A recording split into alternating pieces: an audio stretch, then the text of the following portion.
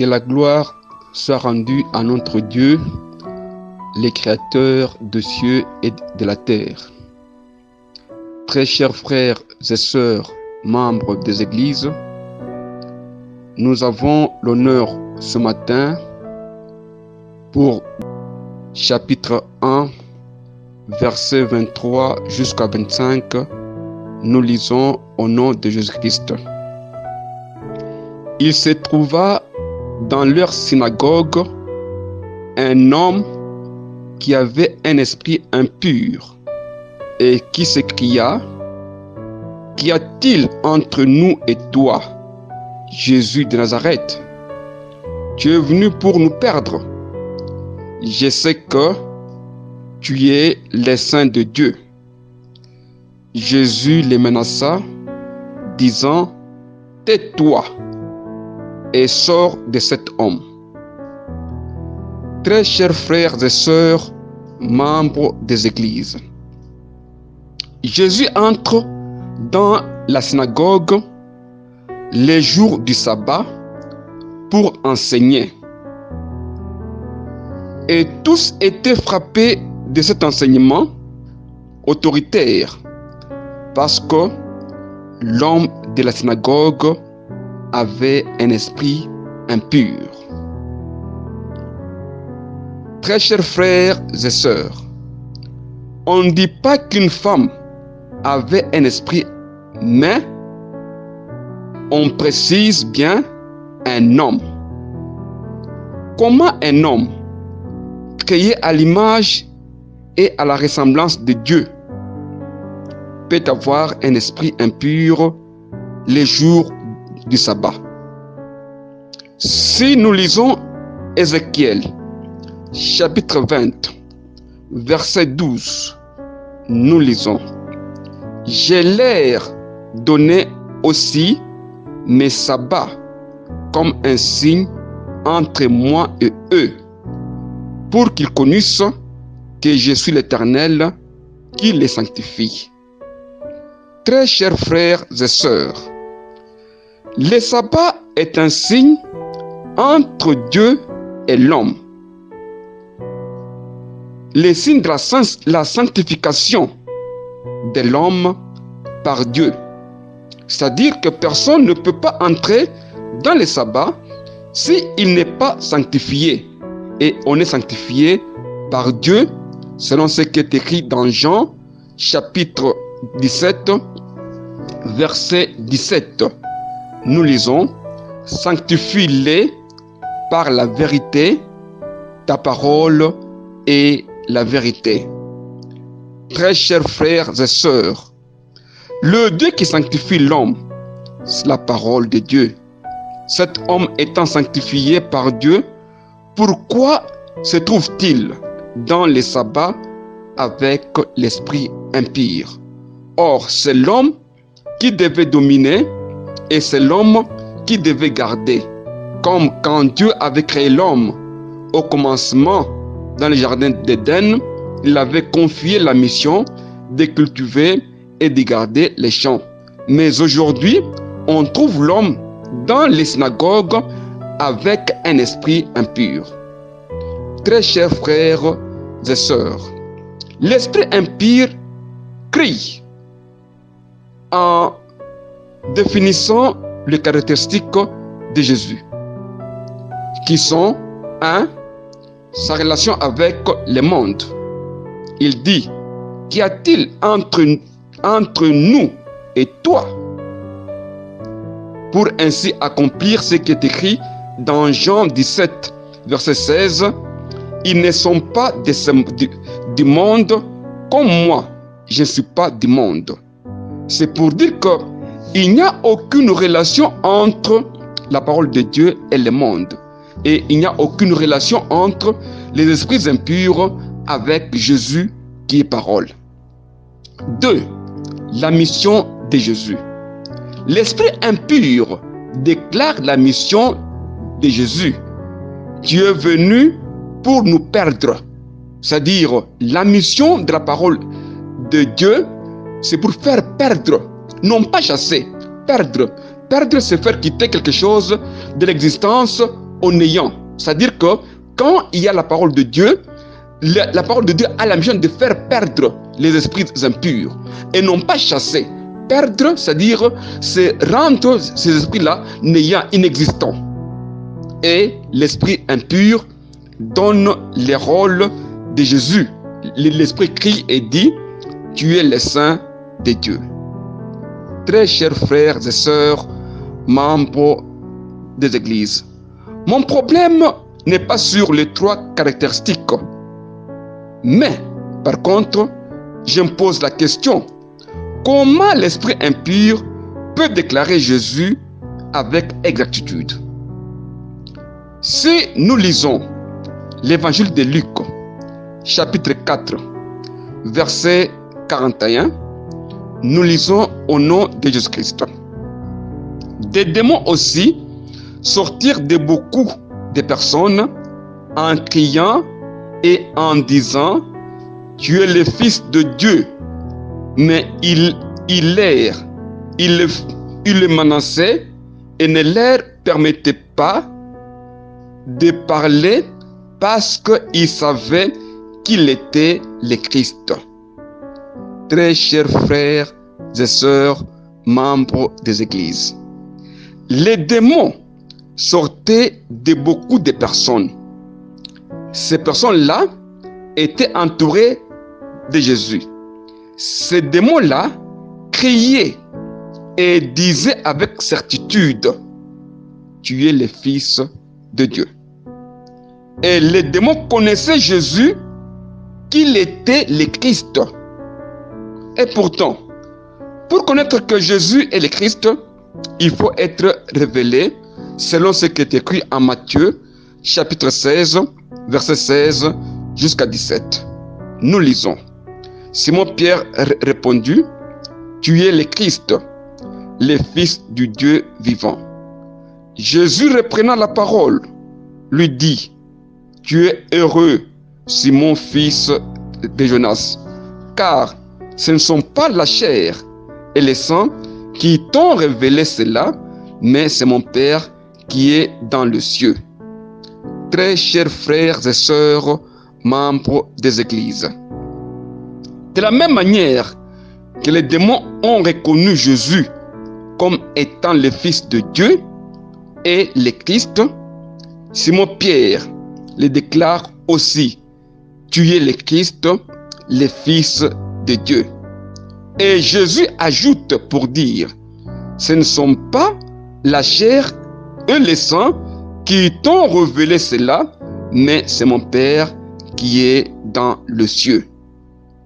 Très chers frères et sœurs, si Christ est révélé par le Père, comment les démons ont-ils connu le Christ? Même dans Actes des Apôtres, chapitre 17, verset 1 jusqu'à 3, Paul entre dans la synagogue pour expliquer et établir la relation entre Jésus et Christ, en disant ceci: et Jésus que je vous annonce, c'est lui qui est le Christ.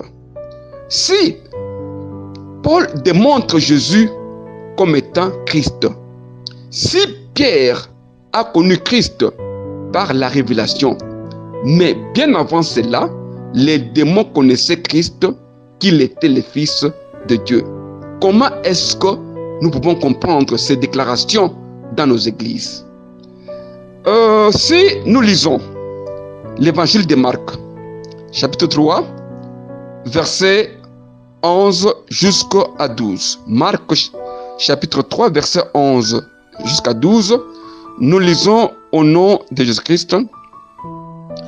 Les esprits impurs, quand ils le voyaient, se prosternaient devant lui et criaient: tu es le Fils de Dieu. Mais il leur recommandait très sévèrement de ne pas le faire connaître. Très chers frères et sœurs, membres des églises, les esprits impurs se prosternaient devant Jésus. Les esprits impurs voyaient Jésus et les esprits impurs crier sur Jésus. C'est pour dire, voir Jésus, se prosterner devant Jésus et crier la vérité de Jésus étaient les rôles des esprits impurs. Quand les esprits impurs font ces trois opérations, qui sont 1. Voir, 2. Se prosterner, 3. Crier. C'est pour faire connaître Jésus à la multitude et au monde. Et Jésus ne voulait pas que le monde les connaisse, que le monde les découvre à partir des déclarations des esprits impurs. Très chers frères et sœurs, vous pouvez être dans une église où vos pasteurs sont des démons et des esprits impurs qui font connaître Jésus sans les connaître. Comme c'est écrit dans Actes, chapitre 19, verset 13 jusqu'à 16. Nous lisons. Quelques exorcistes juifs ambulants essayèrent d'évoquer sur eux qui avaient des esprits malins les noms du Seigneur Jésus en disant: je vous conjure par Jésus que Paul prêche. L'esprit malin leur répondit: je connais Jésus. Je connais Jésus. Et je sais qui est Paul. Et je sais qui est Paul. Mais vous, qui êtes-vous? Très chers frères et sœurs, lisez convenablement ces passages. Jésus et Paul sont connus par les esprits impurs. Or, Paul dit ceci: ce n'est pas moi qui parle, mais c'est Christ qui est en moi qui parle. C'est-à-dire que même quand Jésus que Paul prêchait n'était autre que le Christ. Les esprits malins refusent la recommandation des exorcistes, disant que je connais Jésus, je sais qui est Paul. Très chers frères et sœurs, l'esprit impur connaît Jésus. Pourquoi alors, dans nos églises, on chasse les démons, les esprits impurs, les esprits malins, par le nom de Jésus-Christ? Comme il est écrit en Actes, chapitre 10, verset 43. Nous lisons. Tous les prophètes rendent de lui le témoignage que quiconque croit en lui reçoit par son nom le pardon du péché. Très chers frères et sœurs, quiconque croit en lui reçoit par son nom le pardon de péché. Pourquoi les esprits impurs connaissent Jésus et Paul, mais ils ne sont pas sauvés et pardonnés de leurs péchés? Et on peut dire, quel est le péché des esprits impurs? Car ils disent, nous connaissons Jésus et nous connaissons Paul. Très chers frères, je comprends une chose. Il y a deux choses: connaître Jésus et croire en Jésus. On peut connaître Jésus sans croire en lui. C'est pour dire qu'il y a des pasteurs dans nos églises qui nous font connaître Jésus et les pasteurs qui nous font croire en Jésus. L'essentiel n'est pas de connaître Jésus, mais de croire en Jésus-Christ. Car c'est cette croyance, croire en Jésus et connaître Jésus. Les esprits impurs connaissent Jésus, mais ils ne croient jamais en Jésus-Christ. Ils peuvent déclarer tout haut, nous connaissons Jésus, mais ils ne croient jamais en Jésus. C'est que Jésus a dit, ils peuvent prêcher la parole de Dieu, mais quand à eux-mêmes, ils ne croient jamais en Jésus-Christ. car s'ils croyaient en Jésus, ils devront être sauvés. Quand nous lisons Matthieu chapitre 16, verset 17, Matthieu 16, verset 17, Jésus dit à Pierre, « C'est mon Père qui est dans le ciel qui t'a révélé. C'est mon Père qui est dans le ciel qui t'a révélé. » Ce passage, on l'a donné. Maintenant, très chers frères et sœurs, le problème est dans le ciel où le Père révèle. Alors, montons maintenant dans le ciel pour voir ce qui se passe. Et peut-être on saura comment est-ce que les esprits impurs proclament aussi Christ comme étant le Fils de Dieu. Notons toutefois que le Père est dans le ciel, mais Jésus est dans le ciel. Si nous faisons la comparaison avec les deux passages, Actes chapitre 1, verset 11 et Matthieu chapitre 6, verset 9, nous lisons, « C'est Jésus qui a été enlevé au ciel du milieu de vous, reviendra de la même manière que vous l'avez vu allant au ciel. » Et quand nous lisons Matthieu chapitre 6, verset 9, nous lisons, « Voici donc comment vous devez prier, notre Père qui est aux cieux, que ton nom soit sanctifié. » Très chers frères et sœurs, Jésus est monté au ciel, mais le Père est aux cieux. Et si nous allons dans le ciel maintenant, pour voir comment est-ce que Dieu révèle, c'est alors que on peut situer la place des esprits impurs dans nos églises. Lisons 1 Roi, chapitre 22, verset 19 jusqu'à 22. Nous lisons 1 Roi, chapitre 22, verset 19 jusqu'à 22. Nous lisons. Et Michée dit, « Écoute donc la parole de l'Éternel. J'ai vu l'Éternel assis sur son trône, et toute l'armée de cieux se tenant auprès de lui, à sa droite et à sa gauche. Et l'Éternel dit, « Qui séduira Achab pour monter à Roath en Glade et qu'il y périsse? » Ils répondirent l'un d'une manière et l'autre d'une autre.